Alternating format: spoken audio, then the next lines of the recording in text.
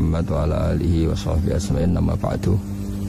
Yang sangat saya hormati Dekan Fakultas Kedokteran UGM, juga kri dari Profesor Zaini, Profesor Ova Amelia, yang terhormat Dr. Neni, Profesor Dr. Madharina Zulia, dan semua yang hadir, termasuk teman kami Dr. Zulfikar, semua teman-teman kru, semua yang dari UGM, semua pendengar yang sangat saya hormati.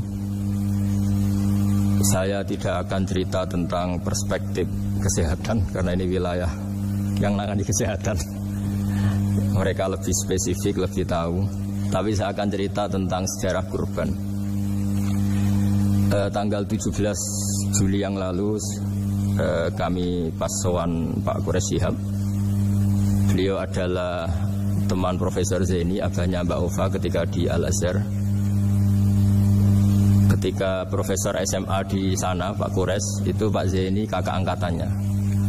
Jadi dekat sekali, dan alhamdulillah kemarin Mbak Najwa juga sambung langsung sama Profesor Ova lewat adik saya, Mama itu. Dan ini itu Bufa, sangat penting ya. Jadi kalau dalam tradisi agama itu silaturahim adalah menyambung sesuatu yang seharusnya tersambung. Saya masih ingat pesanan Pak Zaini, berkali-kali beliau bilang saya, agama yang masuk negara enggak konflik itu diantaranya paling spesial itu Indonesia, karena para wali ini mendampingi kultur daerahnya tapi tidak benturan. Misalnya kalau orang Jawa dulu pakai sesajen di sawah-sawah, katanya dimakan penunggunya. Ya penunggunya sawah itu kalau dulu ya pikirannya itu makhluk gaib. Di era modern ya penunggunya itu ya kambing, ayam itu. Jadi ya memang yang makan itu akhirnya. Tapi dulu itu aneh, diistilahkan dimakan penunggunya. Kalimat penunggu itu apa ya gak jelas, apa dengan tanda petik, apa penunggu betul gak jelas. Wali-wali datang tidak mengkafirkan itu, tapi terus dirubah jadi sedekah ke tetangga-tetangga. Jadi kultur itu enggak dilawan tapi cukup diubah. Jadi makani demit menjadi sedekah ke tetangga. Nah cerita kurban juga seperti itu. Dulu tokoh-tokoh Quraisy, penunggu Ka'bah, itu dulu sudah ndak tauhid, sudah musyrik kalau dalam bahasa agama. Itu di mana-mana termasuk kebutuhan pokok manusia itu kalau kumpul-kumpul itu makan-makan. Itu mulai dulu. Terus korbannya itu ya pasti perempuan mulai dulu. Jadi hanya bagian masak, boleh makan nanti ngenteni luyan itu, ngenteni bekas-bekasnya. Sehingga yang nyortir Abu Jahal CS itu. Jadi yang kurban harus hewannya bagus, spesial, bahkan nggak boleh dikawinkan. Hewan yang mau dikorbankan itu nggak boleh dikawinkan, nggak boleh pernah dikendarai, nggak boleh pernah dipakai bajak sawah dan sebagainya. Semuanya serba spesial. Nanti dikorbankan di Ka'bah, yang dijual Ka'bah. Nah pertanyaannya, Ka'bah ini nggak pemakan daging, yang untung ya ketua-ketuanya ini, karena Ka'bah tidak doyan daging. Dan itu ya di atas namakan Allah, ini demi taqarrub ilallah, demi. Sehingga mereka bilang waqalu hadhihi an'amu wa harsun hijrul la yat'amuha illa man nasa'u bisamihim. Ini hewan kurban harus spesial dan yang berhak makan hanya orang-orang spesial, yaitu para penunggu Ka'bah, para sadanatul bait. Tapi karena mereka sudah tidak benar, tidak jujur, Islam mau merubah tradisi itu. Tapi kalau tradisi itu dirubah, maka Islam akan terkenal pelit, karena dari acara makan-makan menjadi tidak ada makan-makan.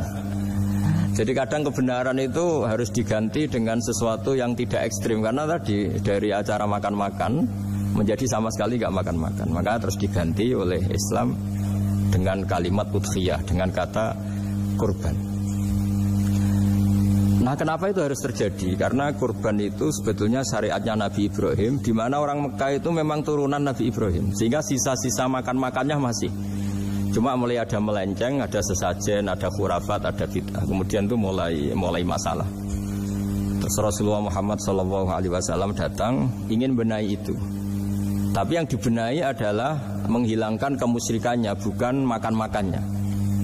Akhirnya diganti oleh udhiyah. Nah kenapa ada kurban? Kalau dalam banyak literatur, Nabi Ibrahim alaihissalam itu Nabi yang paling, dengan tanda kutip, mengklaim kalau beliau itu orang paling sayang. paling sayang kepada Allah, paling dekat kepada Allah. Enggak ada yang dicintai selain Allah. Beliau memaklumatkan itu baik secara lisan maupun di gemuruh hatinya, di bisikan hatinya, di detak jantungnya, pikirannya seperti itu. Pas itu beliau belum punya putra karena beliau termasuk lambat punya anak. Suatu saat ditakdir punya putra, yaitu Ismail. Pas seneng-senengnya jalan, pas seneng-senengnya punya anak, sama Allah disuruh nyembelih. Anak kamu harus kamu sembelih. Ibrahim kaget. Kenapa ya Allah? Kamu adalah orang yang sering ngomong bahwa yang paling kamu cintai saya. Tapi setelah ada anak kamu, kayaknya enggak. Protes Nabi Ibrahim, Pak. Yang benar Gusti, iya harus anak kamu. Karena beliau kadung janji, kadung komitmen yang paling dicintai Allah, tidak ada yang lain. Saya akan mencintai engkau ya Allah, meskipun harus mengorbankan anak saya. Singkat cerita terus disyariatkannya kurban itu. Ketika Nabi Ibrahim berkomitmen melaksanakan perintah itu, Ismail juga mau nurut, bersama Allah diganti oleh hewan kurban yang bernama kambing itu. Sehingga versi cerita itu bahwa Allah akan maklumi ketika orang mencintai Allah secara serius, bersamaan dengan itu orang juga mencintai anaknya dengan proporsi masing-masing. Itu di khazanah-khazanah yang saya baca. Versi kedua, tapi ini nanti nggak perlu dipertanyakan. Nanti kalau UGM tanya itu versi yang paling baik, yang paling benar gimana? Yang tanya juga bid'ah, yang jawab juga bid'ah nanti. Karena itu wilayah yang kadung terjadi. Jadi kalau dalam ilmu hadis itu, kalau kadung terjadi, mau kamu unggulkan yang mana, tetap saja yang terjadi hanya satu, mau kelewat. Beda dengan istihad solusi. Karena mau terjadi ya kita uji coba. Kalau nggak cocok yang A ya cocok alternatif B, alternatif C. Kalau sudah kelewat, mau gimana? Kalau salah ya salah aja kan. Versi kedua begini, semoga versi kedua ini yang benar. Kalau ini benar, keren. Nabi Ibrahim itu memaklumatkan diri. Kalau dalam bahasa Arab itu iddia itu mengklaim bahwa dia adalah orang yang paling sayang terhadap makhluk Allah, semua hamba Allah. Terus beliau diterbangkan ke langit. Ya karena UGM ini lembaga akademik, nanti saya baca teksnya. Kalau bahasa Arabnya itu takbirnya. Diterbangkan ke langit, ke alam malakut. Ya tidak usah ditanyakan saya terbang gimana, nanti ribet nanti itu. Setelah diterbangkan di langit, wa kadzalika nuri Ibrahim malakutas samawati wal ardh, diperkenalkan alam langit, terus dipertontonkan. Itu ada sekian hamba Allah yang nyabu, yang ngefly, yang dugem, pokoknya yang maksiat-maksiat itu. Ibrahim ditanya sama Allah, gimana itu mereka menurut kamu? Damirhum, habisi saja Allah. Mereka makan rezekimu, hidup di bumimu, tapi mereka tidak mengindahkan engkau. Matikan saja. Sama Allah diturutin. Jalan-jalan lagi sampai 3 kali peristiwa tempat-tempat maksiat itu dihabisin sama Nabi Ibrahim. Beliau minta sama Allah supaya itu dihabisin. Singkat cerita, terus beliau diturunkan sama Allah. Setelah diturunkan, ya Allah tidak jawab, tidak apa. Allah itu punya sunnah, punya tradisi. Dengan nabinya itu tidak jawab. Suatu saat Nabi Ibrahim disuruh bunuh anaknya, disuruh nyembelih. Protes kan? Huwa samratu fuadi, ini kekasih saya, putra saya, kenapa engkau nyuruh membunuh? Terus kata Allah, kamu tidak ingat di malam kamu saya mi'rajkan, melihat hamba-hambaku, dan itu yang bikin aku, dan saya cinta sama mereka yang bikin saya. Kamu enak saja minta dibunuh. Sengkerian gantian saya yang minta, kamu tidak nurutin gitu. Kamu pas minta saya tidak tak pikir, langsung tak turutin. Kenapa saya yang sekarang minta kamu mikir gitu. Tapi huwa samratu fuadi, itu buah hati saya. Dan memangnya makhluk-makhluk itu makhluk siapa? Saya yang bikin. Kamu enak saja nyuruh bunuh. Nah semenjak itu jadi kearifan kita. Makanya Mbak Ova ini kalau guyonan di dunia kiai, kalau ada majikan bentak pembantunya yang salah meletakkan piring atau gelas, pasti cara berpikir mesti pembantunya ada cantik. Karena kalau salah tok kok dia cantik, itu mesti mikir. Nggak bisa orang bentak orang cantik gitu. Jadi sama, misalnya saya janjian sama Gus Fikar nih. Janjian, Gus datang hari Senin gini-gini, ternyata beliau nggak datang. Kalau saya tidak punya utang, tidak atasan saya pasti marah. Sudah janji kok gini-gini. Saya bisa marah itu sebetulnya sebabnya itu 2. Saya kecewa dan dia tidak punya jasa. Tapi yang diomongkan hanya, wah, semua kamu khulful wa'di apa? nggak tepat. Coba kalau ini atasan saya jadi dosen karena beliau misalnya, saya punya utang beliau, mbok nyulayani janji apa kan? Iya betul nopo-nopo kan. Sama.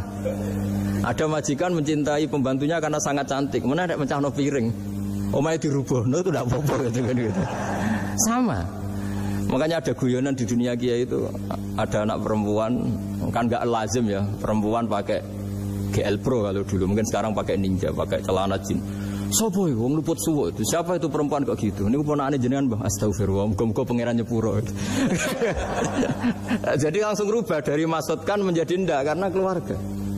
Nah, jangan-jangan kebencian kita pada maksiat itu oke, kita wajib benci maksiat, tapi tetap ada catatannya. Plus yang maksiat itu tidak orang yang terkait dengan kita. Coba kalau yang maksiat itu orang yang terkait dengan kita, itu anak kita, ponakan kita, mungkin istri kita, paling mintanya ya Allah ampuni. Sama-sama maksiat, yang satu minta dihabisin, yang satu kita minta diampunin. Fair gak kita sebagai manusia? Tidak fair. Tidak fair. Nah, iya gak fair ya. Apa ya fair? Mikir. Makanya kalau ada guyonan, ya itu tadi, ada supir salah dimarahin, pasti supir ini belum pegang rahasia. Tapi kalau sudah pegang kartu, si majikannya punya apalah gitu, simpanan gitu, wah ini pegang, berani marah gak? Tidak ada. Ini dokter Kelik juga ada masalah. Itu pengalaman sekali. Jadi itu guyonan kiai. Makanya jadi manusia itu gak pernah adil sebenarnya. Makanya Allah pernah mensifati manusia itu bakanal insanu zaluman jahula. Manusia itu sangat zalim dan sangat bodoh. Kalau misalnya jenengan tanya, orang soleh pun itu gimana? Orang soleh asal manusia tidak nabi, itu ya mesti ada zalimnya. Makanya kalau dalam kitab hikam diterangkan, kitab hikam itu kitab yang olah manusia. Itu menyebut begini, manusia itu siapa? Dijawab, manusia itu mangkanat mahasinuhu masawiyah. Orang yang ketika baik saja salah, apalagi ketika salah. Kita misalnya punya toko laris gitu, doanya mustajab, laris, pembelinya banyak, kualitasnya bagus. Pasti ada toko sekeliling yang megap-megap karena orang sekarang ke kamu kan gitu. Sama di kampus ya gitu, kalau ada kampus besar yang lain pasti ke masjid, terhalangi karirnya di semua. Sehingga orang supaya terus merasa salah, Rabbana dzalamna anfusana, meskipun kita sedang benar pun. Saya termasuk kiai yang kalau ngelepas haji, mungkin yang haji itu mangkel. Karena saya tidak pernah muji-muji haji, meskipun saya melepas orang haji. Umumnya kiai kalau ada orang haji kan dilepas haji mabrur, tidak ada lain balasan kecuali surga. Saya itu karena pernah kecil, pernah dengerin masyarakat. Itu ngenes ketika si kiai pidato tadi ternyata ngenes. Ngenesnya seakan-akan surga itu hanya milik yang haji. Mana koyo kula sepundi Gus wong kula ora kelar haji. Semenjak itu setelah saya jadi kiai ya dendam juga. Akhirnya setelah saya jadi kiai kalau ngaji orang yang haji mabrur balasannya surga, orang yang fakir sabar juga surga, orang yang sering dimarahin istri juga surga. Katanya pokoknya surga terus. Sampai yang mau haji itu, Gus gimana kok bahas kita kok sama dengan mereka? Ya karena saya ada ulama pesanan kata saya gitu. Jadi artinya gini, ketika Anda muji ibadah haji, jangan kira yang ngenes tidak banyak, yang ngeluh juga banyak, karena mereka ada takdir gak mampu haji. Itu hebatnya Islam. Islam juga datang dengan solusi-solusi. Misalnya Jumatan itu hajinya orang miskin, orang yang ingat Allah mulai subuh sampai matahari terbit juga sama dengan umroh. Jadi karena tidak semua orang itu mampu haji. Jadi itu Islam. Jadi nanti tak bacakan, jadi versi kedua itu Nabi Ibrahim diperingatkan Allah bahwa tidak seperti itu cara mengelola hambaku. Nah Islam ini kata Allah anit tabi' millata Ibrahim hanifa. Referensinya Islam, mentornya Islam itu Nabi Ibrahim. Sehingga kita alhamdulillah punya sejarah wali songo. Saya punya orang tua Kiai Nur Salim itu sayang sekali sama umat, Mbah Mun juga gitu. Saya sama Profesor Zaini itu sudah mulai tahun 2000 terus tiap hari ketemu juga nggak pernah kecewa. Beliau itu pernah disalahpahami, mungkin Bu Ova belum dengar ini. Pernah disalahpahami karena beliau itu tangan kanannya karena nggak kuat. Jadi kalau ngambil papa itu pakai tangan kiri. itu pernah disalahpahami ya, mungkin orang hasud karena tidak mengkonfirmasi langsung mengklaim beliau itu kiai, profesor, kalau apa-apa pakai tangan kiri. Kira-kira pertanyaan sunnah rasulnya mana kan? Beliau itu ya hanya corong Jawa itu berambang, agak nangis tapi tidak sampai keluar air mata tapi berambang. Beliau bilang gini ke saya, nah, seharusnya gimana Mas Pak? Ya kalau Pak Zaini ingin jadi wali ya tidak usah menjelaskan. Kalau Pak Zaini ingin menjelaskan berarti ingin diakui makhluk. Tapi kalau nggak dijelaskan mereka salah paham terus. Tapi cepat jadi wali karena sudah mulai mengabaikan apa kata mereka. Tapi kalau menjelaskan ya enggak, ya lama jadi walinya. Tapi bagusnya orang nggak salah paham. Pak Zaini tertawa-tawa. Jadi wali apa enggak? Jadi saya tuh lama sekali sekamar dengan beliau ada di badan wakaf ya Mas Fajar ya.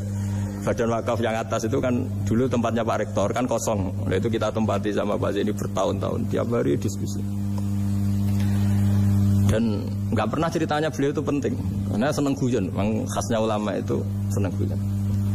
Kemarin saya ketemu Pak Kures, beliau cerita, saya ini punya idola Gus Pak. Kalau manggil saya Gus kadang ya Pak. Dulu beliau doktor filsafat. Lama-lama jadi Syekhul Azhar. Itu kalau ke kuliah pakai bis, kata Pak Kures pakai bis. Suatu saat di Al Azhar itu kan beda dengan di yang lain ya, agak-agak modern. Si gurunya ini, beliau itu karena banyak yang berdiri, beliau duduk ada perempuan berdiri, terus yang lelakinya berdiri, terus jatah duduknya dikasihkan perempuan. Perempuannya itu pakai pakaian yang agak minim, agak seksi lah agak minim. Terus si Syekhul Azhar tadi saat itu belum Syekhul Azhar, punya 2 permen. Ini ceritanya Pak Kures punya 2 permen, terus yang satu sudah dibuka, yang satu masih bungkusan, masih ditawarkan. Silakan Mbak kamu milih yang mana? Milih yang masih itu. Padahal bukanya itu supaya lebih gampang. Ternyata milih yang masih bungkusan. Kenapa Mbak? Ya ini lebih steril karena pakai bungkusan. Oh iya. Itu pelajaran itu. Terus Pak Kures nantang saya, Gus Pak punya enggak cerita tandingan? Wah kalau saya kebalikannya Pak. Di kereta itu ada Cina, enggak khitan ya. Ketemu sama kiai kampung. Kenapa khitan? Enggak khitan juga sama gini-gini gitu. Terus dikasih pisang. Terus dimakan, dikupas dulu. Kok udah langsung aja. Terus kata Pak Kures, nah ternyata sama Pak Zaini sama Pak Kures itu dibalik ke profesorannya. Ceritanya itu ya guyon terus. Karena memang agama ini itu kalau masalah kebenaran itu serius. Tapi dibalik kebenaran ini yang perlu dicatat oleh semua yang mencintai agama ini, bahwa Allah itu tidak butuh taat kita. Dan Allah tidak akan gagal sebagai Tuhan karena maksiat kita. La tanfa'uhu ta'atuhum wa la tadurruhu maksiatuhum. Allah tidak akan ngefek ketika semua orang taat ya gak ngefek, semua orang maksiat juga gak ngefek. Karena Allah ini zat yang punya eksistensi sejati, sehingga hubungan kita dengan Allah itu tidak ngefek ke Allah, tapi ke kita sendiri. Sehingga mereka lebih rileks karena nggak merasa harus mati-matian bela Allah. Allah tetap Al-Qayyum, zat yang bisa berdiri sendiri. Sehingga di kitab-kitab itu ada bab namanya Mizahun Nabi, guyonan-guyonan Nabi. Itu ada babnya sampai di kitab Ihya, di kitab banyak lah gitu. Masyhur itu suatu saat ada orang sepuh sowan ke Nabi karena sudah sepuh. Beliau pamit lah, kira-kira jam segini pamit, ya Rasulullah saya mau pulang karena nanti kemalaman. Karena beliau jalan kaki yang orang sepuh. Kata Nabi, dah tenang saja di sini, nanti pulang kamu udah jalan kaki. La ahmilan naki alab ninakoh, nanti kamu tak naikkan anaknya unta. Pikirannya orang sepuh tadi namanya anak unta itu ya kecil. Wa ma fa'altu bibninakoh, apa yang bisa saya lakukan dengan anak unta? Sudah tenang saja. Setelah beliau ngaji lama, ya dikasih unta tua itu. Silakan kamu bawa unta saya ini. Ini kan unta tua, ada anak unta. Ya meskipun tua ya anaknya unta kata. Ya tapi cerita saja. Meskipun tua juga anaknya unta. Jadi agama itu rileks. Nabi Ibrahim kembali lagi ya karena syariat Ibrahim. Nabi Ibrahim itu pernah minta supaya nyawanya itu diperpanjang karena beliau umumnya orang itu kan ingin nyawa panjang, ingin umurnya panjang. Beliau yakin penting nyawa panjang, umur panjang. Allah tidak jawab gak apa. Suatu saat ada tamu, orangnya itu sepuh sekali. Nabi Ibrahim karena orang yang sangat menghormati tamu dikasih kurma, apa itu? Anggur. Itu setiap dimakan dikunyah meler lagi keluar. Karena sudah sepuh, nggak ada giginya, dikunyah keluar lagi. Itu jawabnya Nabi Ibrahim, ya Allah, masuk lagi ke kamar, sholat lagi, mengcancel doa panjang umur. Katanya Ibrahim, oh jenengan jawab toh. Artinya kalau ingin tua sekali ya nasib kamu kayak itu gitu. Jadi karena beliau tahu itu jawaban terus masuk kamar, oh jawab tuh Gusti jenengan, terus membatalkan doanya. Itu Nabi Ibrahim. Kalau orang sekarang enggak, dongo ngarani, ya tua ya tetap sehat, tetap wah itu itu lebih ribet itu. Iya, jadi karena doa itu kalau enggak diperjelas itu ya repot. Ini cerita supaya kita berislam itu ceria. Saya Mbah Mun itu meskipun kiai top, senengannya dia guyon bapak saya. Tapi guyon itu ada yang wajib. Saya dulu itu janggal. Ini cerita ya, mungkin kalau di kampus-kampus umum agak asing, tapi ini cerita. Nuduh zina itu dosanya besar sekali. Saya ulang lagi, nuduh orang lain zina itu dosanya besar sekali. Disebut bab qadzaf. Saya pernah menjumpai 3 kiai besar Bu Ova, 3 kiai besar. Kiai top semua. Di majelis itu ada gosip bahwa si A itu punya selingkuhan sama Sri itu misalnya, atau siapalah dengan perempuan. Itu kalau di Arab itu senangannya pakai Salma, Laila Majnun Salma. Kalau di Jawa itu kasihan korbannya itu. Ya, tapi itu contoh saja. Itu si Kiai 3 tadi gak ngefek, malah tanya gini, loh apa perempuannya cantik? Wah cantik sekali Mbah. Cantiknya sampai kayak apa? Malah bicara cantiknya perempuan. Saya itu ya pertama iskal. Ini Kiai kok bakas orang apa? Cantik, orang ayu ya. Setelah majelis itu bubar, yang penggosip tadi ya yang gosip ini gak kiai, yang pembisiknya ada kiai, yang gosip ini gak kiai. Cuma kiai 3 ini posisi mendengar. Tapi malah tanya cantiknya tadi. Singkat cerita seorang itu pulang bilang gini, Gus. Itu kalau saya bilang iya dengan gosip itu, saya ikut qadzaf, saya ikut menuduh orang lain zina. Itu dosa besar. Selain itu saya kiai, kalau saya bilang iya dianggap membenarkan. Maka untuk mengalihkan gak bicara nuduh, jadi guyon tadi.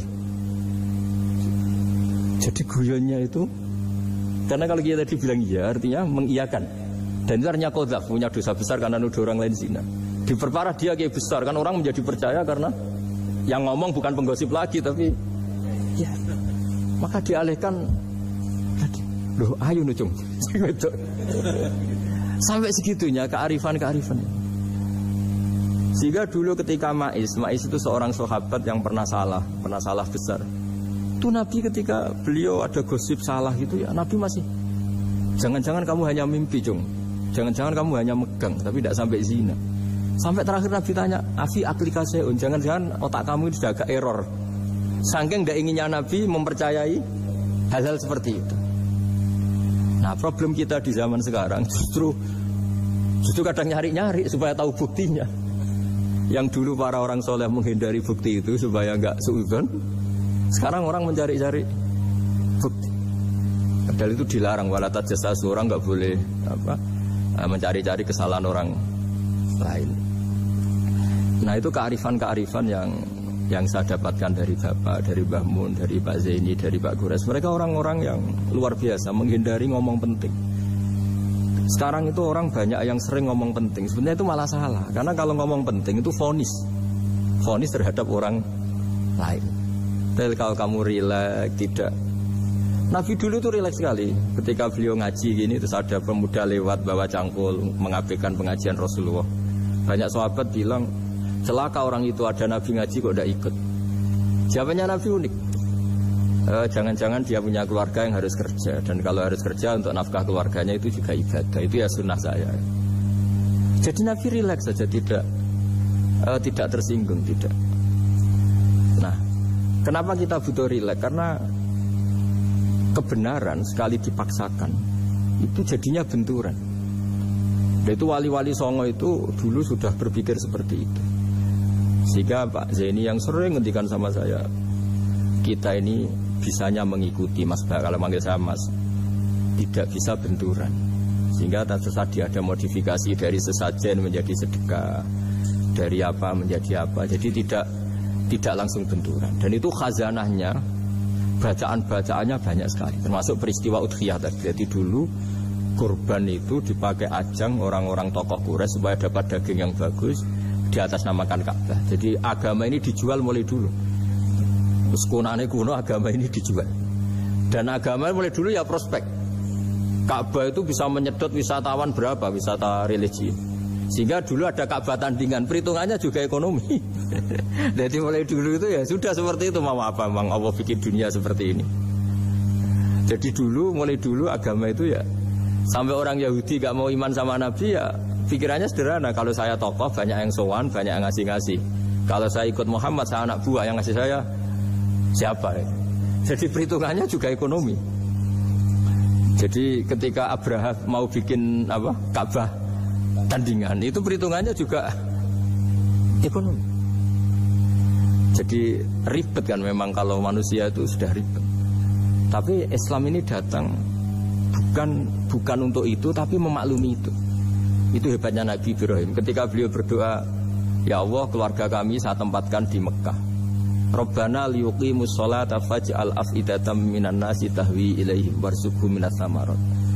Cuma menurut Islam dibalik, ya Allah, kita ini ingin anak-anak kami ini bersujud kepada Engkau, ingin anak-anak kami ini melakukan sholat. Tapi mereka ini manusia yang untuk ketahanan hidupnya butuh makan, butuh rizki, butuh ekonomi. Maka tolong ekonominya dijaga ya. Jadi dibalik, demi sholat menjaga ekonomi. Jangan dengan demi ekonomi meninggalkan sholat. Jadi dibalik, jadi demi sholat menjaga ekonomi. Juga termasuk menjaga politik. Andaikan tidak ada orang Islam yang cakap politik, terutama yang soleh-soleh, kemudian negara bikin aturan ala mereka, sholat dianggap larangan, pengajian dengan larangan, juga repot. Makanya mulai dulu kiai-kiai itu ya politik, karena nggak ingin negara ini diatur oleh orang yang anti sholat, anti agama.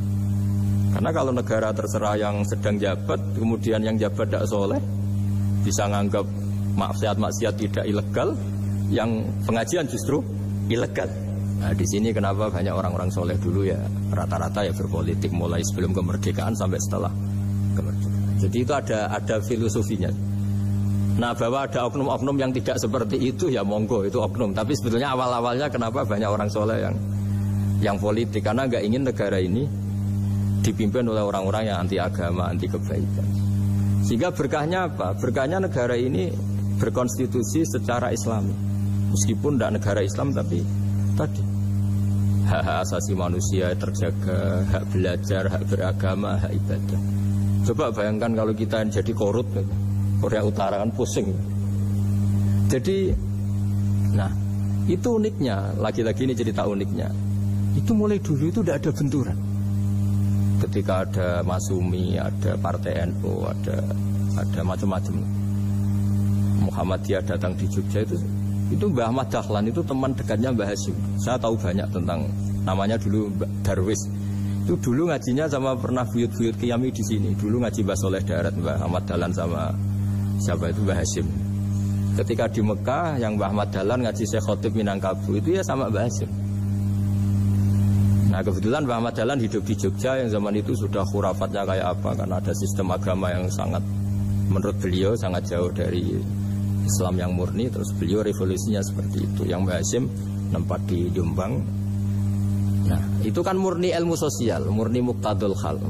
Terus beliau punya metode yang berbeda, tapi nggak masalah, mulai dulu nggak masalah. Kemudian jadi kalau yang kadang-kadang memasalahkan tuh ya memang yang nggak tahu masalah. Sebenarnya dulu itu ya biasa aja, karena ya itu urusan metode, urusan. Saya teruskan masalah Udhiyah. Jadi yang diceritakan Nabi Ibrahim tadi, bahwa benci seseorang kita atas namakan maksiat itu tidak segampang itu. Karena jangan-jangan kebetulan yang maksiat itu keluarga kita. Apakah kita punya kebencian yang sama saat yang maksiat itu keluarga kita, atasan kita, teman kita? Ya kayak tadi, kalau saya corong Jawa dibelenjani janji, ada orang janji sama saya nggak tepat waktu. Saya bisa marah itu pasti sebabnya jelas. Itu bawaan saya nggak berjasa sama saya. Kalau kata dokter Kelik nggak cantik ya. Tapi kalau itu orang yang misalnya rektornya bilang, maaf ya saya tidak bisa datang hari ini. Tidak apa-apa. Pasti manut itu. Atau yang nyelayan dijanji kiai itu. Cuma ngurus itu teko itu. Ini betul apa-apa. Gayanya aja kita marah karena full wadi apa? Ingkar sama. Intinya Nabi Ibrahim itu coba kalau yang maksiat itu anak kamu berharap saya ngasih tobat kan, bukan langsung tak habisin kan. Intinya Allah ingin bilang ke Nabi Ibrahim, andai kan yang maksiat itu anak kamu, ingin saya menghabisi apa tak kasih tobat? Ya kasih tobat ya. Ya seperti itu saya yang bikin. Maka di Al Azhar sana kalau cerita orang-orang alim itu masyhur. Ada tempat maksiat mau dihabisin sama orang-orang yang sangat keras.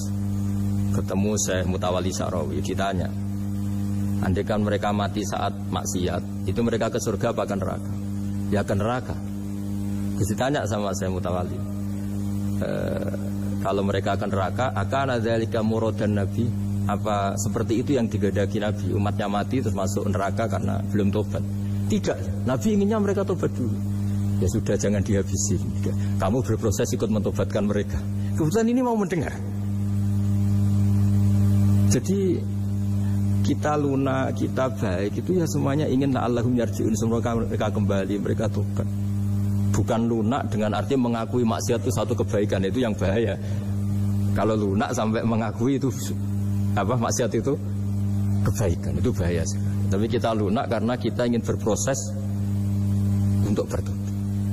Karena tadi kalau kita punya nurani itu mesti, andai kan yang maksiat itu anak kita atau teman dekat kita atau orang yang berjasa sama kita, apa kita bisa tegas? Kira-kira gimana? Bisa kamu tegas sama anak kandung? Berat.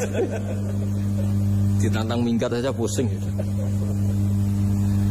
Ya makanya terus ini saya baca teks aslinya ya, supaya mungkin sebagian yang punya kitabnya atau memang punya tradisi akademik supaya mendengar ini. Saya baca ini versi yang kedua ini di kitab Hikam. Kitab Hikam juga termasuk kitab pegangan para kiai, halaman 4 juz 2. Diredaksikan gini, waqat adzabahu ta'ala, ini masih tentang kurban. Waqat adzabahu ta'ala khalilahu Ibrahim fi ba'di mawatinihi al-azimah. Jadi Allah kalau dalam bahasa Arab memberi teguran itu namanya takdib. Makanya kalau orang nakal itu, kalau orang Jawa bilang kurang ajar. Sebenarnya ajar itu kan tahun ajaran baru. Ajar itu kan barang baik. Ya kan disebut tahun ajaran baru. Pengajaran, ajar itu kan barang baik. Jadi kalau kurang ajar berarti kurang baik. Itu bahasa Arabnya orang yang kurang ajar perlu diajari. Itu kalau orang Arab bilang ditakdib. Diwarai toto kromo, diadabkan. Jadi belum punya adab diadabkan. Itu udah, tapi tentu Nabi Ibrahim nggak sampai kurang ajar. Ini kan cerita bahasa ya. Jadi kalau sebenarnya ajar itu udah buruk-buruk sama kurang ajar, berarti orang ini kurang pelajaran, kurang. Tapi di Jawa itu agak salah kaprah. Kalau kurang ajar itu ekstrim. Misalnya duduk di meja itu disebut kurang ajar. Sebenarnya ada se-ekstrim itu. Saya teruskan ya. Terus wa 'allamahu kaifa yatakhallaqu bihadzal khuluqil karim inda tilaihi 'alal asrar. Terus kan anak Ibrahim annahu arhamul khalqi qal farafa'ahu wa ta'ala hatta asyrafa 'ala ahlil ardi. Nabi Ibrahim diterbangkan ke langit sehingga melihat di bumi yang maksiat-maksiat itu. Faqala ya rabbi damirhum, habisi saja. Terus faqala wa ana arhamu bi ibadi minka ya Ibrahim ihbit fala'allahum yatubun wa yarji'un. Jadi setelah permintaannya semua dikabulkan, dihabisin sama Allah. Terakhir, cobalah kamu sekali-kali dakwah ke mereka. Kamu belum pernah dakwah, kok tahu-tahu minta mereka dihabisin. Coba kamu dakwah, jangan-jangan mereka mau kembali. Nah terus sebagian cerita itu terus diteruskan ketika suatu saat Ibrahim akhirnya diminta menyembelih putranya. Inni ara fil manami anni atfahu kafang dzurmata taro falamma tashammara lidzalik wa akhadha sikin biyadihi qala Allahumma hadza waladi wa samratu fuadi wa habbun nasi ilayya. Ya Allah, ini buah hatiku, ini orang paling saya cintai, kenapa engkau menyuruh ini supaya saya bunuh? Terus beliau dijawab sama Allah, ama ta'lamu anni rahimun bi ibadi kama anta syafiqun bi waladik. Fa idza sa'altani ihlaka 'abdi as'aluka dzabha waladik wahidan bi wahidin. Jadi kalau dulu kamu minta supaya hamba saya tak habisin karena maksiat, sekarang saya juga minta kamu menghabisi anak kamu. Tapi ini kan anak saya, sama itu hamba saya yang bikin juga saya. Nah semenjak itu Ibrahim dianggap sebagai bapak kasih sayang. Karena semenjak itu terus beliau orang yang paling sayang. Sampai ada 3 nabi yang menjadi metodenya Rasulullah SAW sebagai mentornya. Kalau Nabi Nuh melihat kemaksiatan langsung bilang, Rabbi la tadzar alal ardi minal kafirina dayyara, habisi semua ya Allah. Tapi kalau Nabi Ibrahim apa? Faman tabi'ani fa innahu minni wa man asani fa innaka ghafurur rahim. Orang yang ikut saya ya karuan kelompok saya, dan yang sebelum ikut semoga engkau mengampuni. Tentu lewat proses dakwah, lewat proses. Nah, Wali Songo, kembali ke Wali Songo dan para guru-guru kita, itu seperti itu semua. Jadilah Islam yang di Indonesia, Islam rahmatan lil alamin, itu konstruksinya ya dari ilmu-ilmu seperti ini, bacaannya seperti ini. Karena ternyata kita tegas tadi ujung-ujungnya karena itu tidak cantik, tidak atasan kita, tidak berjasa sama kita. Kamu kalau ada supir telat, supir kok telat datang kantor gitu, pasti supir itu belum pegang rahasia. Setelah pegang rahasia tak jamin aman itu meskipun telat. Karena lebih ngeri mesti. Artinya manusia itu kayak apa ngeklaimnya tegas, disiplin, objektif. Kira-kira iya apa enggak? Enggak lah kayaknya ya. Ya pasti tadi. Nah itu yang makanya bapak saya kalau guyon sama saya itu, kan umumnya orang itu kalau di dunia kiai muji istiqomah. Istiqomah itu konsisten jadi imam masjid, konsisten jadi guru, jadi apa. Kalau bapak itu sering guyon ke saya, iku istiqomah apa mau digenti wong liya katanya. Artinya di balik istiqomah itu juga ada catatan lain. Jangan-jangan ambisi gak mau diganti orang lain. Jadi artinya manusia itu dalam benar saja ada unsur salahnya, apalagi pas salah gitu maksudnya. Nah ya pas benar saja ada unsur salahnya, apalagi pas salah. Nah, itulah dengan sudut pandang seperti ini adalah orang terus gak gampang menghakimi orang lain. Karena manusia yang baik adalah cukup dia merasa aibnya banyak, salahnya banyak, kemudian itu menyibukkan dia dari mencari-cari aibnya orang lain. Makanya kalau dalam cerita Ibrahim alaihissalam, karena kurban itu identik dengan syariatnya Nabi Ibrahim. Ini saya punya catatan yang kemarin tak baca juga di Jakarta. Itu suatu saat Nabi Ibrahim itu didatangin orang Majusi dulu. Orang Majusi itu ya tidak beragama. Singkat cerita Nabi Ibrahim itu terkenal kaya dan suka menghormati tamu. Dulu tamu itu sangat penting dihormati karena dulu gak ada warung, terus padang pasir. Kalau sekarang itu ya wajib dihormati tapi tidak wajib-wajib banget. Karena biasanya sudah marung di mana-mana. Sudah marung di mobilnya bawa apa? Bekal. Kalau dulu di padang pasir, kalau tamu nggak dihormati bisa mati betul. Kadang 2 hari perjalanan itu nggak makan nggak apa karena di padang pasir, warung nggak ada, nggak bisa ngopi-ngopi ya. Sehingga kalau menghormati tamu dulu itu pahalanya luar biasa ngasih makan itu. Kalau sekarang ya pahalanya biasa aja karena ya tamunya makannya ya biasa aja karena sudah kenyang duluan itu. Singkat cerita orang ini datang ke Ibrahim minta dikasih makan. Nabi Ibrahim mengatakan kamu syaratnya harus Islam dulu, kalau enggak kasihnya makan.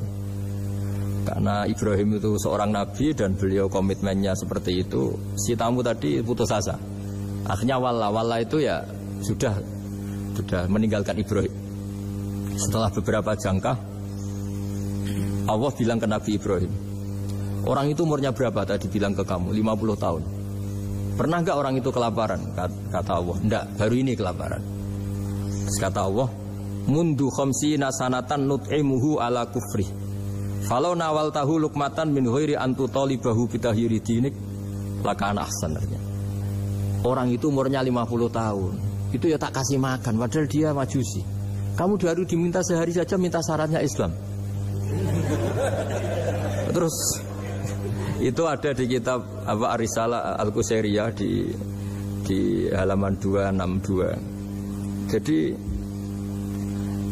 cuma dulu itu motifnya semuanya agama, bukan atas nama demokrasi atau kebebasan beragama. Karena dulu itu orang dulu itu kan saking sayangnya Allah, apa-apa konstitusinya ya perintah Allah. Dan ternyata perintah Allah seperti itu, akhirnya dipanggil. Kemana ya Majusi ke sini tak kasih makan. Majusi akan kaget. Ada apa? Kenapa kamu rubah? Ditegur Tuhan. Iya, ditegur Tuhan. Jadi dan alhamdulillah saking simpatiknya orang Majusi tadi akhirnya masuk Islam. Sama itu kan mirip orang Yahudiyah atau Yahudi itu yang tanahnya itu diambil ya sama Amr bin As untuk perluasan masjid di Mesir. Ya ketika lapor ke Sayyidina Umar, ngiranya itu kan dibenarkan perluasan masjid, ternyata Umar belain yang Yahudi. Iya, yang punya tanah harus dikembalikan tuh haknya. Jadi Islam itu menghormati hak kepemilikan meskipun itu milik non muslim. Jadi kata Allah, mut khamsina sanatan nut'imuhu ala kufri. Kalau nawal tahu lukmatan min ghairi antu talibahu bitahiri dini. Mbok dikasih makan aja, enggak usah nyuruh ganti agama. Wong saya saja yang Tuhan ngasih makan dia sudah 50 tahun. Tambah syarat. Tambah syarat. Ya jadi ini cerita ya Bu Ufa. Jadi kita mungkin kenangan saya dengan Bapak, Bu Ufa dengan Profesor Zaini. Kebetulan teman dekat sekali sama saya dan hampir tiap hari saya ketemu. Minimal 3 jam. Bertahun-tahun. Sampai kalau kehabisan cerita, akhirnya cerita keluarganya. Karena kesuwan belajar, karena akhirnya cerita keluarga. Maksud saya tadi, ini saya cerita ini barang baik. Ketika beliau pernah ditahan karena aktivis dulu. Itu pas mau lahirnya Bu Aufa. Terus beliau berdoa mati-matian, delalah dibebaskan. Beliau sempat nunggui kelahirannya Bu Aufa ini. Terus dinamai Aufa Amalia. Itu kalau dalam bahasa Arab itu, Aufa itu Allah memenuhi apa yang saya angen-angen. Jadi itu ceritanya itu gitu. Jadi nama itu spontan aja ketika iya, jadi beliau itu aktivis dulu. Bukan dipenjara karena korupsi atau kriminal, bukan karena aktivis. Karena kalau model sekarang Bu, kalau nggak dijelaskan detail ditahan karena aktivis. Nanti dikira ditahan karena yang lain. Ribet kan? Jadi ditahan karena beliau itu dulu aktivis, bukan karena apa. Ya saya kira demikian.